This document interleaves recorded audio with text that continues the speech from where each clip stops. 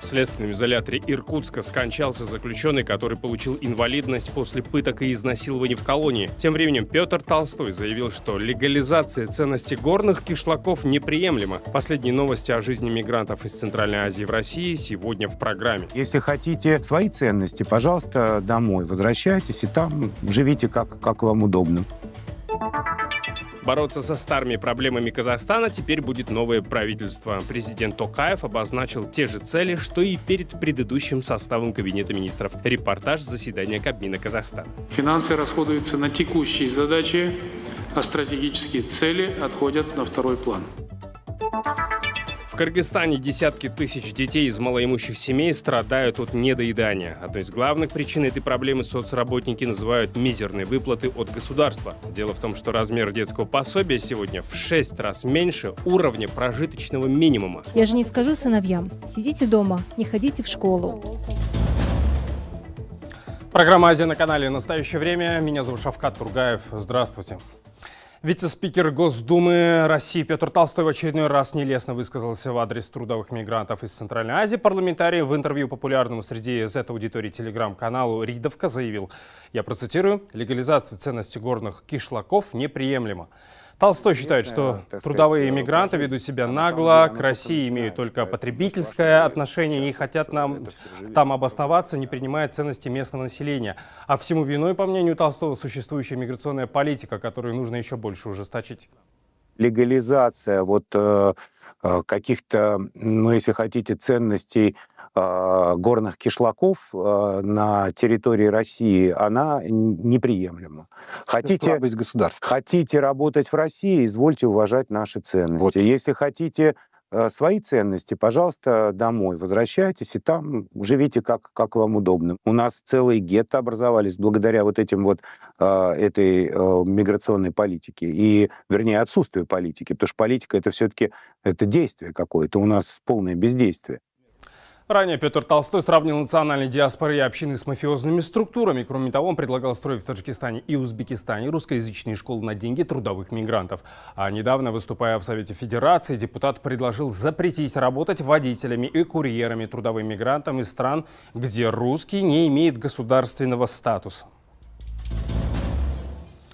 В следственном изоляторе Иркутска скончался заключенный Тахирджон Бакиев, который получил инвалидность после пыток и изнасилований в колонии. Об этом сообщили правозащитники из проекта «Заправка-38». По неподтвержденной информации, мужчина повесился в камере.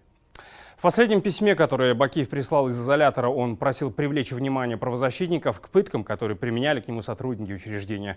Бакиев рассказал, что у него поврежден позвоночник и кишечник, и ему приходится носить на животе каллоприемник.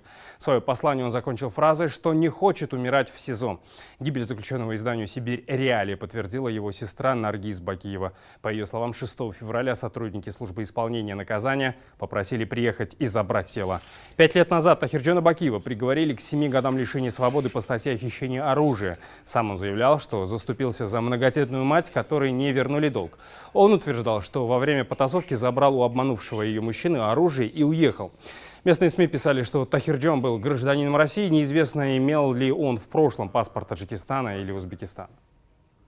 Тахир был молодец. Он был смелым и показал нам замечательные уроки мужества. Он часто нам звонил, говорил, что хочет жить, что боится сидеть в СИЗО, что у него болит спина, что ему отказывают в МРТ. Хотел освободиться, стать правозащитником, работать в нашей организации. До свободы ему оставалось около 7 месяцев. Бакиев первое время отбывал наказание в Ангарской исправительной колонии. Позже стало известно, что по приказу сотрудников исправительного учреждения сокамерники жестоко избивали и пытали Бакиева. В итоге его признали потерпевшим по 2 уголовным делам о пытках и изнасиловании. Обвиняемыми по делу проходят 3 сотрудника колонии и 6 заключенных из числа так называемых прессовщиков, которые пытают заключенных по указанию сотрудников службы исполнения наказания. Суд по этим делам пока не завершен. Бакиев неоднократно обращался в ООН и Европейский комитет по предотвращению пыток и с просьбой защитить его от угроз тюремщиков. Напоминаю, в Телеграме и WhatsApp у нас есть номера, на которые вы можете написать, если вы мигрант, вам есть что рассказать нам, или вы живете в одной из стран Центральной Азии и уверены, что зрители должны узнать вашу историю. Обязательно свяжитесь с нами, отправляйте нам видео, фотографии, описание к ним, адреса наших аккаунтов на экране. Мы ждем ваших сообщений. Бороться со старыми проблемами Казахстана теперь будет новое правительство. Президент Токаев не был оригинальным. Он обозначил те же цели, что и перед предыдущим составом Кабинета министров. Суть их сводится к одному: сделать казахстанцев гораздо богаче, чем сейчас. Получится ли на этот раз, разбирался Даурен Хайыргельдин. На дебютное для нового правительства заседание журналистов собрали за несколько часов до его начала. Организаторы объяснили, председательствует президент. Как это влияет на пунктуальность корреспондентов, не совсем понятно. Но в итоге в сам зал заседаний съемочные группы все равно не впустили и оставили дожидаться включения онлайн. Прямой трансляции заседания правительства, как это обычно бывает, в этот раз не оказалось. И за выступлениями президента журналисты наблюдали из так называемого пресс-холла, организованного здесь же в здании правительства. А вот снимать с экранов представителям СМИ запретили. В своем докладе, который длился без малого час, президент Токаев рассказал о прекрасном Казахстане будущего, к которому обновленный состав правительства должен стремиться. К примеру, увеличить экономику страны с 240 до 450 миллиардов долларов уже к 2029 году. И чтобы доходы казахстанцев всегда опережали рост инфляции. Заодно президент пожурил подчиненных из прежнего состава Кабинета министров, которые жили днем настоящим, не задумываясь о будущем. Системная проблема кроется в порядке распределения бюджета, который не сориентирован на стимулирование экономической активности. Финансы расходуются на текущие задачи, а стратегические цели отходят на второй план. Правительству предстоит определить четкие приоритеты расходов с упором на получение максимальной экономической отдачи. На расширенном заседании правительства собрались акимы всех регионов и, конечно, новые министры, назначенные накануне. Пообщаться с ними журналистам не дали. Пресс-секретари в прямом смысле перегородили с собой входную дверь, дав возможность чиновникам ретироваться, минуя пресс-холл. Вы пресс-служба или охранники? Коллеги, все. Акимов, дайте нам Акимов. Нам нужны Акимы. Нам нужны Акимы. В итоге круг вопросов спикерам, которых отрядили для участия в брифинге, заметно сузился. Президент заявлял, что недоволен редакцией налогового кодекса, который ориентирован только на повышение налогов и пошлин. И вообще, это совсем не то, что он ожидал увидеть. Отдуваться пришлось только что назначенному министру. Пересмотреть в целом подходы к новому налоговому кодексу, в том числе и по НДС. И в рамках этой работы мы сейчас совместно с бизнес-сообществом, совместно с экспертным сообществом будем пересматривать и, в смысле, писать этот кодекс. Можно сказать, подходы будут пересмотрены. 3 новых ТЭЦ в Казахстане построит российская компания. Эта новость ранее вызвала у казахстанцев неоднозначную реакцию. Но решение уже принято на правительственном уровне, и менять подрядчика чиновники не намерены. Применены будут технологии Российской Федерации. Я хочу подчеркнуть, уголь с переводом его на газ. В тот момент, когда у нас появится газ в Кокшетау, эта угольная станция, так же как и в Астане, будет газовой. Все-таки мы идем к декарбонизации, к 2060 году. Средства пенсионного фонда использоваться там не будут. Очень много сегодня говорили об инвестиционной привлекательности Казахстана и необходимости либерализации экономики. К примеру, европейских инвесторов, помимо налоговых преференций и объема прибыли, интересует уровень этого самого либерализма, в том числе обеспечение гражданских прав и свобод. А в этом Казахстану есть над чем работать. Даурен Хайыргельдин, Ганизат Успанов, «Настоящее время. Азия», Казахстан. Арест 11 журналистов – беспрецедентное посягательство на свободу прессы в современной истории Кыргызстана. Такое заявление сделал Комитет по защите журналистов. Международная организация осудила решение суда, согласно которому работников СМИ оставили под стражей. 5 и 6 февраля Бишкекский горсуд рассмотрел апелляции адвокатов 11 задержанных журналистов. Коллегия суда не стала менять решение предыдущей инстанции. В СИЗО они останутся до середины марта. Сами журналисты настаивают на своей невиновности. Власти решают разрушить давнюю репутацию страны как прибежище свободы слова в Центральной Азии. Власти должны немедленно освободить всех задержанных нынешних и бывших журналистов Темиров Лайв, снять с них сфабрикованные обвинения и прекратить преследование независимых журналистов. Один из задержанных журналистов Тыныстан Асыбеков на суде обратился к депутатам парламента Кыргызстана. Он попросил создать депутатскую комиссию по делу работников СМИ. Тыныстан сказал, цитата, «нарушаются права невиновных людей. Если это продолжится, мы перестанем быть правовым государством». Напомню, 16 января сотрудники МВД провели обыски в домах бывших и действующих сотрудников редакции Темиров Лайв. В самом офисе изъяли оборудование. В тот же день 11 журналистов были арестованы. Их обвиняют в призывах к массовым беспорядкам, а поводом послужили опубликованные в сети материалы Темиров Лайв и проекта Айт-Айт-Деси. Основатель проекта Темиров Лайв Болот Темиров связывает задержание с деятельностью его команды. В частности, с журналистскими расследованиями, которые разоблачают чиновников. Если вы смотрите нас в YouTube, поставьте лайк, подпишитесь на наш канал «Настоящее время Азия». Так вы поможете нам распространить это видео, чтобы его смогли увидеть гораздо больше зрителей. Мы продолжаем. Правительство Таджикистана придумало очередной способ привлечения денег в государственный бюджет. С нового года власти ввели обязательную лицензию для импортеров бензина. Теперь каждая компания должна будет ежегодно платить по $400 тысяч. Инициатор нововведения – государственное агентство «Таджикстандарт». Глава ведомства заявил, что лицензирование якобы позволит повысить качество импортируемого в страну бензина до международных стандартов. Правда, чиновник не пояснил, в чем связь между дополнительными сборами и улучшением качества топлива. В «Таджикстандарте» также уверяют, что этот налог не скажется на конечной стоимости бензина в стране.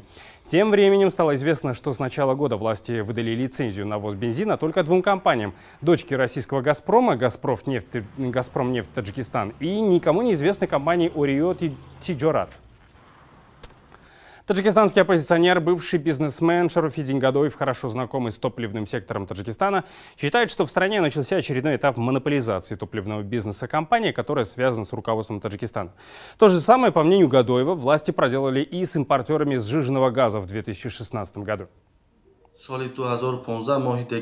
В декабре 2015 года правительство обязало всех импортеров сжиженного газа получить лицензию. Однако, чтобы это сделать, требовалось еще разрешение известной в стране компании «Фарос». Она принадлежала зятю Эмомали Рахмона Шамсуло Сухибову. Почему требовали разрешения «Фароза»? Потому что все газохранилища страны на тот момент правительство отдало в аренду компании зятя президента. Первыми жертвами того решения стали мелкие импортеры. Чтобы спасти свой бизнес, они были вынуждены покупать сжиженный газ теперь уже у компании «Фарос». То есть власти таким, казалось бы, законным путем просто расчистили рынок от конкурентов компании родственника президента. А теперь точно по такому же сценарию будут расчищать игроков на рынке бензина. Сейчас у тех импортеров, которые возили 200, 300, 400 тонн бензина, элементарно нет денег, чтобы купить лицензию на $400 тысяч.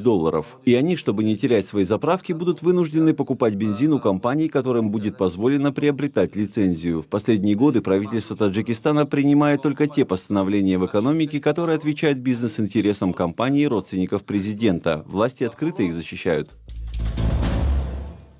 А власти Алматы утвердили новый проект детальной планировки города. Его разработали в соответствии с генпланом до 2040 года. Одна из главных идей – переход к полицентричности. По мнению разработчиков документа, в течение ближайших 6 лет в мегаполисе должны появиться несколько зон деловой активности. И по задумке это позволит избавить город от пробок. Какие изменения ждут Алматы, расскажет Тимур Ермашев.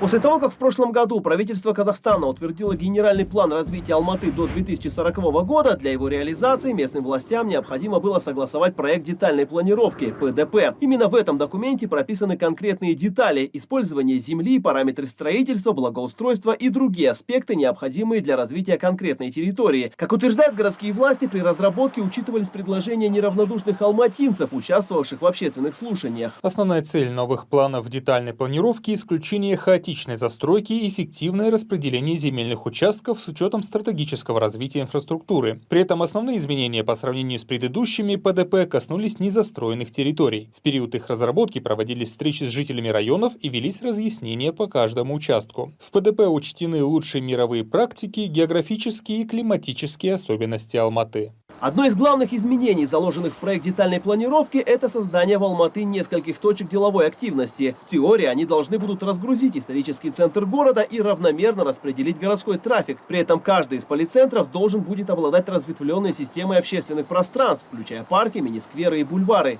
Полицентричное развитие города Алматы включает формирование активных центров с региональными бизнес-центрами и культурными учреждениями, что сократит необходимость в ежедневных перемещениях в центр города. Улучшение транспортной инфраструктуры обеспечит удобный доступ к новым центрам. Стимулирование жилья в новых центрах сократит необходимость в длительных поездках, а создание зон отдыха и технологий умного города повысит качество жизни. Еще один важный вопрос, который волнует жителей города, это решение проблемы уплотняющей застройки. В последние годы частные компании активно застраивают город многоквартирными жилыми комплексами. В основном они появляются на месте пустырей, бывших гаражных кооперативов или частного сектора. Новый генплан призван решить эту проблему. Отныне средняя высота новостроек не должна превышать 6 этажей. Но это что касается будущих строений. С теми человейниками, которые уже успели построить и заселить, власти города сделать уже ничего не смогут. Они уже построены. Это в процессе, там уже как-то будет, говорю, это выработать надо еще. Сносить их точно уже не получится. И как раз ПДП там, они в некоторых местах как раз добавляют в эти дороги, там, чтобы плотность этого делать, они добавили школы, детские сады вокруг этих местах, зарезервировали, получается, участки. Так что в этом смысле ПДП частично уже решает этот момент. Архитектор и член градостроительного совета Айдын Акбай убежден, что интересы автомобилистов в будущем должны отойти на второй план. Он один из тех, кто выступает против расширения проезжих частей и строительства развязок. По его мнению, власти города должны сделать все для того, чтобы горожанам было удобнее и быстрее передвигаться на общественном транспорте или велосипеде. Именно поэтому новый проект детальной планировки предусматривает появление дополнительных 200 километров пешеходных зон и велодорожек. Тимур Ермашев, Павел Энгельгард. Настоящее время. Азия. Казахстан. Смотрите далее в нашей программе. В Кыргызстане десятки тысяч детей из малоимущих семей страдают от недоедания. Одной из главных причин этой проблемы соцработники называют мизерные выплаты от государства. Дело в том, что размер детского пособия сегодня в 6 раз меньше уровня прожиточного минимума. Я же не скажу сыновьям: сидите дома, не ходите в школу. Правительство Израиля планирует пригласить на работу строителей из Узбекистана, Индии и Шри-Ланки. Об этом сообщает Министерство строительства и заселения страны. Власти решили увеличить квоту для иностранных работников, чтобы покрыть дефицит рабочей силы, который образовалась в отрасли в последние месяцы, пишет Рейтер. По данным журналистов, до начала войны экстремистской группировки Хамас против Израиля эти рабочие места занимали палестинцы. Сейчас на стройках осталось около 20 тысяч иностранцев, почти половина объектов простаивает из-за нехватки рабочей силы, сообщает журналист Рейтер. Кроме того, застройщикам приходится повышать зарплату работникам, чтобы привлечь их на свои объекты. Из Узбекистана, Индии и Шри-Ланки планируется привлечь 65 тысяч трудовых мигрантов. По данным Минстроя Израиля, в Индии уже отобрали 5 тысяч рабочих, а в Шри-Ланке 3 тысячи. Еще 10 тысяч власти страны планируют пригласить через частных подрядчиков. Прибытие первых групп иностранных работников ожидается в ближайшие недели. Межправительственное соглашение о трудовой миграции Израиль и Узбекистан подписали 2 года назад. В его рамках узбекистанцам выделяются квоты от 2 до 8 тысяч мест в год. Сыр и колбасу видели только на картинках. В Кыргызстане десятки тысяч детей из малоимущих семей страдают от недоедания. Одной из главных причин этой проблемы общественные соцработники называют мизерные выплаты от государства. Дело в том, что размер детского пособия сегодня в 6 раз меньше, чем уровень прожиточного минимума. Однако в профильном госоргане уверены, так надо, чтобы стимулировать родителей отказаться от поддержки государства. Манас Аджигитов продолжит. Самат, Дастан, идите сюда, чай пить. Не хотят сниматься, стесняются. Стесняются не только старшие дети Гульнары, но и она с мужем. Согласились на съемки с условием, что на видео будут заретушированы их лица. Сегодня в семье Гульнары на обед только 2 лепешки, чай и небольшая чашка с каймаком. Так у кыргызов называются загустевшие сливки. И все это на 6 человек. У Гульнары с мужем 4 сына. Старший из них учится в 10 классе, а самый младший в 1. Почти все, что зарабатывают родители, уходит на школьные нужды. На продукты практически ничего не остается. Мои дети все школьники. Вот недавно подняли оплату за проезд в маршрутках. Было 15 сомов, стало 20. Теперь каждому на проезд я даю по 40 сомов. Итого на четверых 160 в день. Накладно получается. Я же не скажу сыновьям: сидите дома, не ходите в школу. Семья Гульнары снимает 2 комнаты в доме недалеко от Ошского рынка в Бишкеке. Сама она ходит по торговым рядам и продает чай из термоса. Муж грузчик, но часто бывает, что домой родители возвращаются почти ни с чем. В итоге на ужин опять лепешка с чаем. А в Бишкек семья переехала из Баткенской области 5 лет назад. Там Гульнара получала на детей пособие от государства в месяц по 1200 сомов на каждого, то есть примерно по $13. В Бишкеке ей не платят и этих денег. Здесь говорят: езжай в Баткен, там получай. А там говорят: раз вы уже в Бишкеке, пособия выдаются по месту фактического проживания. Я сейчас бегаю по инстанциям, хочу добиться, чтобы мне их здесь выплачивали, чтобы были деньги хотя бы детям добираться в школу на троллейбусе. Младшие дети Гульнары иногда ходят кушать в Центр защиты детей, расположенный недалеко от рынка. Центр, кстати, не государственный, а общественный. Детей из малоимущих семей здесь кормят на пожертвования добрых людей, в том числе пенсионеров из Дании и Германии. Если бы размер детского пособия сравняли хотя бы с уровнем прожиточного минимума, мне кажется, дети сюда бы не приходили как к последнему источнику горячей еды. Вы представьте, пособие 1200 сомов, прожиточный минимум 7600 сомов, то есть меньше, чем более в 6 раз. Дети просто не доедают. Это очень печально. Прожиточный минимум, если простыми словами, это минимальная сумма, необходимая человеку, чтобы прожить месяц. В Кыргызстане в нее входит стоимость 12 ключевых продовольственных продуктов: хлеба, картофеля, масла, молока, мяса, рыбы, яиц, сахара, чая, соли, а также фруктов и овощей. Минимум для каждой категории населения разный. К примеру, если для взрослого мужчины сумма равняется примерно $100, то для ребенка 7-14 лет уже $75. 100, 200, 460 сомов, плюс еще мелочь. Итого у меня примерно 500 сомов. Динара показывает, сколько у нее осталось денег от детских пособий, полученных за прошлый месяц. А детей у нее 7. Целый день сидит с ними дома. Муж разнорабочий. У него то есть работа, то нету. Поэтому дети часто не доедают. В этом мешочке осталось около 1,5 килограммов картошки и 3 луковицы. Есть еще китлап. Наверное, на вечер из этого сготовлю суп. Из продуктов это все. В холодильнике, если хотите посмотреть, вот только одно молоко, немного варенья и лекарства. На 7 детей Динара в месяц получает от государства в виде пособий 8400 сомов. Это примерно $94. Это меньше, чем прожиточный минимум одного человека.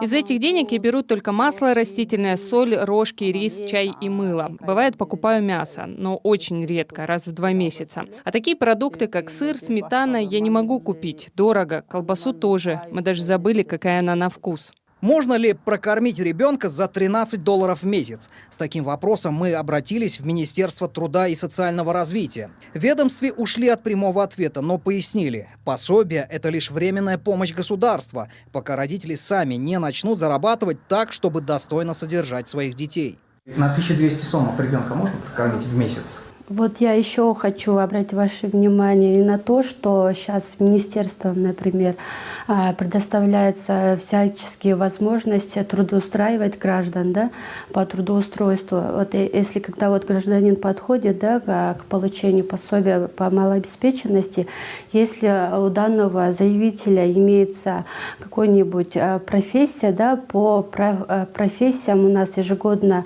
устраиваются ярмарки, вакансии, да.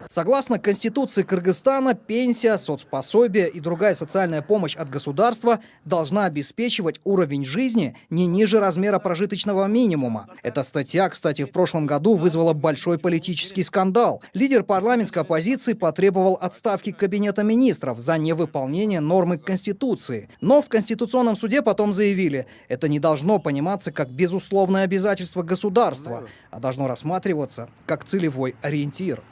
Манас Аджидов, Самат Алышбаев. В настоящее время Азия. Кыргызстан. Это были все новости, о которых мы хотели вам рассказать. Как всегда, вы можете смотреть нас в социальных сетях, в эфире своих местных телеканалов и на нашем YouTube-канале «Настоящее время Азия» в YouTube. Мы встретимся с вами завтра в это же время. Всего доброго.